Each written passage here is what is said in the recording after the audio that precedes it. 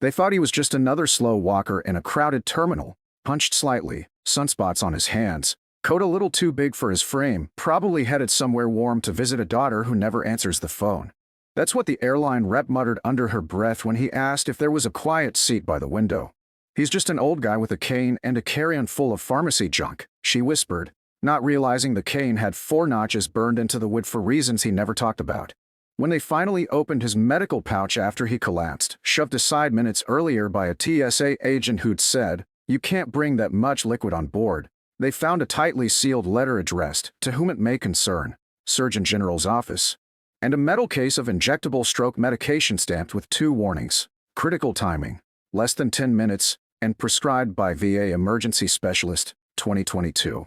And now that I think back on it, I'm telling you this because I saw him fall. I saw the look in his eyes as his fingers curled and his right side slumped.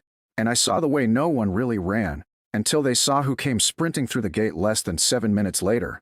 Before we dive in, tell us where you're watching from, and if you agree that no veteran should have to beg to keep their medicine, like and subscribe.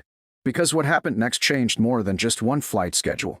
It started that morning, quiet as any other, at Midwestern Regional Airport, cold floors, burnt coffee, TSA lines stretching like lazy rivers through the fluorescent glow of Gate B. Warren Holt, 76. Walked with that kind of worn precision that said "former military" to anyone paying close attention, though no one was. Navy ball cap faded to gray, clean pressed flannel tucked into jeans cinched tight by a braided belt, and that canvas shoulder bag, the kind you'd only carry if you knew what mattered most in a pinch. In it, his meds, pills for blood pressure, thinners, and one small metal vial his VA doctor had told him to carry always. If you ever feel the right side of your face go warm, or your words slur, stab this into your thigh and wait for help. You've got about 7 minutes max. Warren never flew without it. But that morning, TSA agent Tyler Briggs knew. Buzzcut. Too young to know the difference between policy and wisdom, flagged the bag. "Sir, you can't bring this amount of liquid unless it's medically cleared with signed forms." Warren explained, calmly, slowly, voice even as he handed over his laminated card, his VA ID, the pill planner. Tyler didn't even glance. "I'm going to have to confiscate this, sorry." Warren stared at the vial like someone watching a fuse burn toward a powder kick. "That's my stroke protocol," he said gently. "It's kind of my seatbelt." Tyler grinned, shrugged. "Then you probably shouldn't be flying commercial, should you?" Behind Warren, someone in line chuckled. The bag went in the biohazard bin. No exceptions. Warren didn't fight. He thanked him softly and walked on. "I remember because I saw it. I remember how he took the time to check the gate number twice, touched the wall to steady himself before heading toward Terminal C. It wasn't long after. 7 minutes, maybe 8, before it happened. I was charging my phone near gate 14 when I heard the cane hit the floor. People looked. Some stood. Warren was on one knee, blinking like he was trying to reboot his vision, his right hand twitching like it didn't know where it was. Then he fell sideways, just short of the metal armrest. No one screamed. No alarms went off. Someone muttered, "Is he okay?" And another said, "Must be low blood sugar." I called for help. Another woman ran over, "Nurse, I think," and she asked if he had any meds. Someone shouted, "There's a med bag in security," but no one moved. We didn't know who to ask. Then the gate agent's radio crackled. "Code Sierra inbound. Clear the area. Priority medical incoming." Everyone froze. 3 minutes later, the gate doors burst open. Not paramedics, not airport security, but the Surgeon General himself, flanked by 2 federal agents and a plainclothes medic. Dr. Aaron Halston had been at the airport on layover after a closed-door summit at the VA. I didn't know that yet, but it became clear real fast. He didn't ask who was in charge. He didn't wait for permission. He knelt beside Warren, barked orders, and opened the pouch TSA had discarded just as a security officer came jogging over with it in hand. The vial inside had a cracked cap. Too late to use.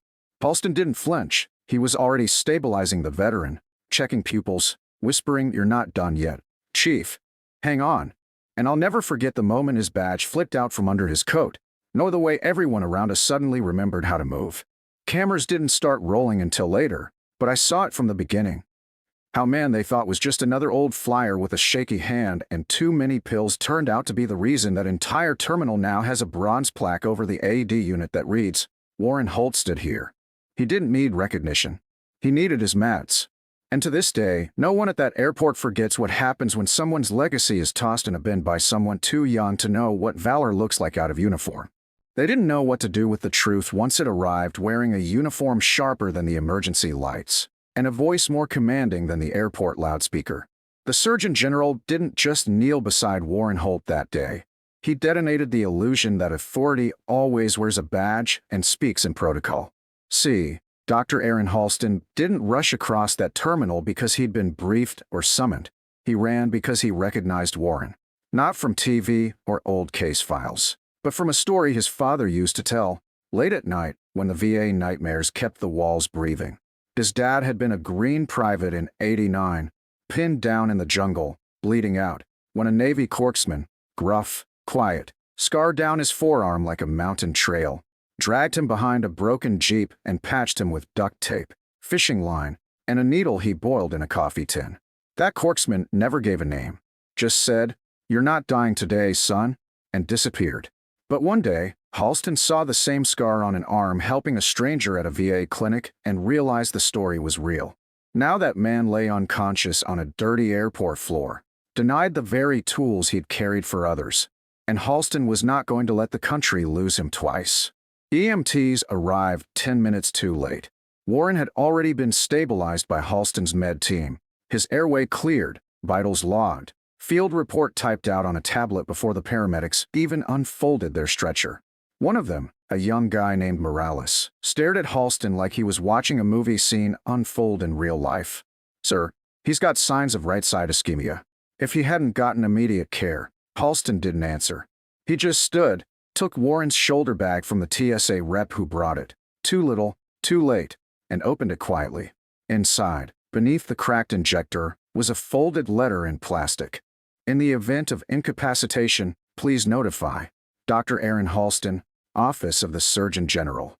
Morales read it and whispered, "What kind of vet was this guy?" Halston gave a faint smile, one not meant to be seen, and said, "The kind who taught people like me how to run toward danger, not around it." TSA tried to speak up. Agent Briggs came over with shaking hands and a clipboard, stumbling through apologies about unclear labeling and standard liquid allowances. But Halston didn't even look at him. "You had authorization in that pouch. You had a veteran's emergency protocol. You had the chance to save time, and you threw it away because you didn't think it mattered."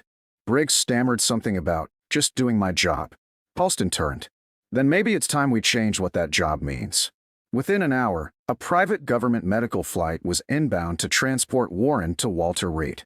I rode along, with Halston's approval, because I was the one who'd called 911 and stayed at Warren's side when the rest of the crowd dissolved. In the air, Warren stirred briefly, eyes half-lidded, mouthing something we couldn't make out. Halston leaned in. "Chief, it's me. You're safe." Warren blinked and gave a half-nod. The nurse said his vitals were stabilizing. When we landed, there were no cameras, no salute lines, just quiet coordination, and a man finally being treated like he mattered again. The fallout back at the airport was swift. Within 24 hours, TSA HQ launched an internal audit. Briggs was placed on administrative leave. A memo went out to all domestic airports. Veteran medical protocol kits are to be honored with immediate deference. Emergency injectors do not count toward liquid limits when carried with VA-issued identification.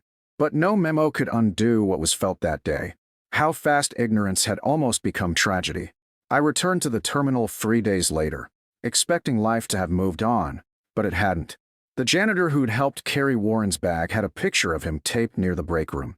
The gate agent who'd once ignored him asked if I knew when he'd be back. But most of all, there was the makeshift corner by gate 14, an unused brochure rack cleared away, and in its place, a framed quote. "You don't get to ask what someone's carrying until you know what they've already survived." No plaque, no official ribbon, just truth taped to glass. And as for Halston, the next morning, standing in front of a packed VA symposium, he said only this: "We're never going to make healthcare perfect, but we can damn well stop throwing it in the trash." He never mentioned Warren's name. Didn't need to. The audience had already heard. And now, every time I see a man walking slow in an airport, carrying a canvas bag and wearing a ball cap that says Corpsman or Recon or just U.S. Navy, I stop. Not because I'm polite, but because one of them taught me that some men still carry battlefield scars and pill bottles, and they don't need your pity, they need a nation that remembers. Because that day, the Surgeon General didn't save Warren Holt alone. He just returned the favor. They said Warren Holt wouldn't wake up, not fully, too much strain, too little time, the neurologist warned, but no one who knew him well believed that. Because men like Warren don't just wake up, they return, like slow-rising thunder, steady and hard to ignore. 3 days after the stroke, he opened one eye, then the other, his hand twitching toward the call button before the nurse could even whisper his name. When the doctors asked if he knew where he was, he didn't answer right away, he just smirked, pointed to the bag on his nightstand, and croaked, "Tell TSA I want my stuff back." I was there. So was Dr. Halston. And we laughed, not because it was funny, but because it meant he was still fighting. The moment Warren could sit upright, they moved him to a private room at Walter Reed, where his medical history was finally read like gospel instead of suggestion. Navy Corpsman. Bronze Star. 8 unauthorized rescues. Free field commendations under black-inked operations. One unit still sends Christmas cards to an address he hasn't lived at in years. But he never told anyone. Not even the guy who mowed his lawn. That silence became the story. News broke. Not because Warren wanted it. He refused interviews. But because someone leaked the Surgeon General's trip log showing the emergency detour and the code hold transcript filed under federal patient intervention. Suddenly, everyone wanted to talk to him. Warren declined every camera, every question. "You don't fix what happened with airtime," he said. "You fix it by making sure the next guy doesn't get his meds tossed because some 20-something thinks a scar means suspicious." So they started fixing it. TSA policies were rewritten. New training included legacy carriers, briefings. A red ID tag was issued by the VA nationwide for high-risk veteran travelers, coded to scan at security with pre-approved medical exemptions. They called it the Holt tag. Warren called it common sense, 40 years late. But the truth is, change only started with policy. The real shift came when people realized they'd been walking past giants disguised as tired men in long TSA lines. I visited him again 2 weeks later. He was sitting up, flipping through a tattered notebook filled with clipped obituaries and letters folded like origami. "These guys," he said, tapping the paper. "They all made it out. And most of them still couldn't get aspirin past security without a strip search." That's when I knew Warren wasn't angry. He was hurt, deeply, the kind of pain that sits under your ribs and refuses to leave. "I wasn't trying to make a scene," he said. "I was just trying to get to my niece's wedding." And that stuck with me, because underneath all the medals, the forgotten service, the half-burned field commendations, all he really wanted was to show up for his family like he did for his country. A month later, the airport where it happened held a quiet ceremony. No press, just a gathering by Gate 14. They unveiled a bronze seat plaque bolted to the bench he collapsed near. It read, "Warren Holt sat here. What you carry isn't always in your back." And beside it, a red emergency cabinet with 2 vials inside, one blank, one labeled Stroke Protocol. TSA staff rotate checking it daily. No one makes jokes anymore. Not after what happened. As for Halston, he's since authored a VA directive called the Holt Doctrine, which mandates that no medication tied to stroke or cardiac emergency can be confiscated without on-site medical clearance. He called Warren last week and told him it passed unanimously. Warren didn't say anything at first. Then he whispered, "Good. Maybe now the next old guy makes it to his gate." I've seen a lot of stories play out, the kind where people apologize once it's too late, where respect comes dressed in regret. But not this one. Because Warren survived. He endured. And that made all the difference. He still walks with a cane now, same one. Still with 4 burn marks carved into the shaft, but people notice it differently. Strangers stop and ask if they can carry his back. He always says no, and thanks them. And when he flew again, 6 weeks after the stroke, he wore the same faded cap, carried the same canvas bag, and didn't say a word at security. But this time, the agent who checked him and saluted him didn't ask questions. Just looked him in the eye and said, "Thank you, Chief." Warren nodded, passed through, and caught his flight without delay. And as he sat by the window, clouds slicing past at 30,000 feet, I like to think he finally believed it. Finally saw that his country still had the ability to remember its own. Not with headlines, but with silence. With change. With a seat saved for the man who once saved everyone else. And maybe, just maybe, that's how legacy's supposed to land, not with a roar, but with a quiet arrival, right on time.